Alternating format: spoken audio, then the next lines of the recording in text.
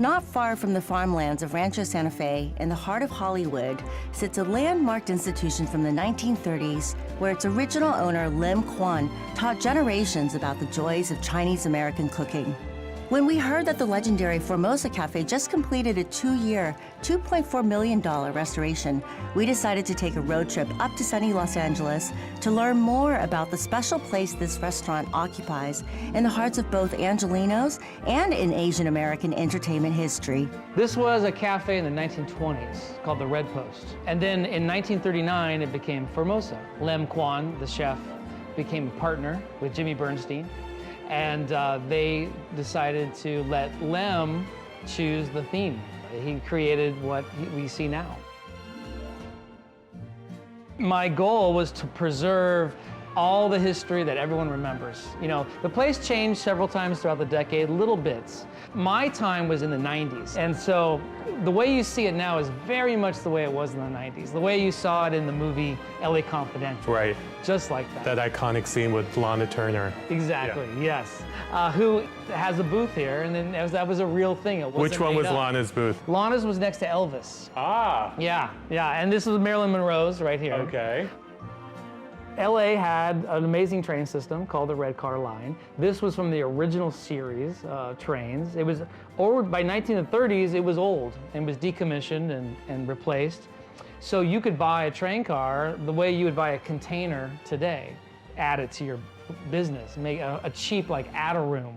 Okay. And that's what they did. They bought this in 1940, added it to the Formosa for more seating. In addition to the beautiful new interiors, the restored Formosa Cafe also acts as a thoughtfully curated exhibition of Asian American Hollywood history and memorabilia. And then I tracked down an author that I was a fan of, a guy named Arthur Dong. Okay. He had written a book about the nightclubs of Chinatown, San Francisco, called Forbidden City. And it was right up my alley, exactly the kind of like 30s, 40s, you know, stuff I like. History, romance. Exactly. Yeah.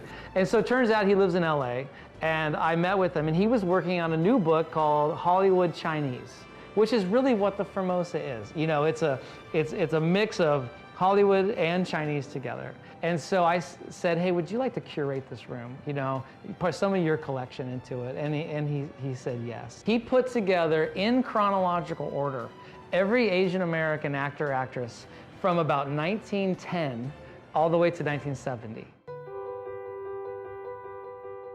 The menu was mostly Cantonese Chinese. Chinese American. Yes, exactly. Typical of that time. Yes, I think it was just a mix of whatever Lem knew how to make, right. You know, ended up on the menu. The restaurant's celebration of Asians on both sides of the camera is a collaboration with the writer and filmmaker Arthur Dong, the leading historian of the Asian American role in Hollywood. They walk in, have the drinks, the Mai Tais, have the wontons.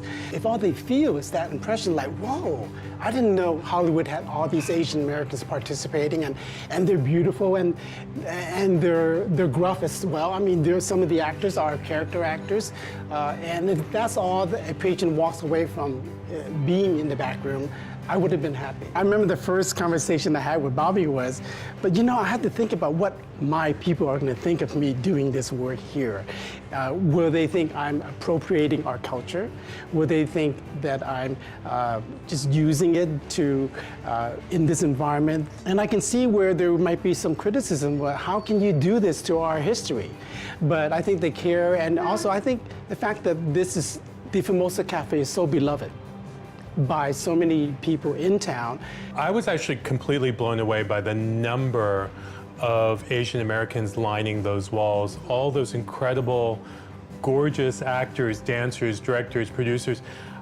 Who knew that Hollywood had such a rich Asian American history? As a kid, I've always loved film history, and my goal is actually to be a film historian. But then I became a filmmaker. But everything I do is infused with a lot of research. And if you look at my films, they often have really generous doses of archival material. And I think that's because, I mean, I'm not a psychoanalyst, but I think that's why my films have a lot of archival photos and footage, and it's because I just love the research. Making films is an excuse for me to research history. and especially film history. That's why I think this restaurant, this whole concept works so well, because it is a historical anthology of what happened during a period of time in LA, and it feels alive and it's breathing. That's why it's a restaurant. It's not a historical museum.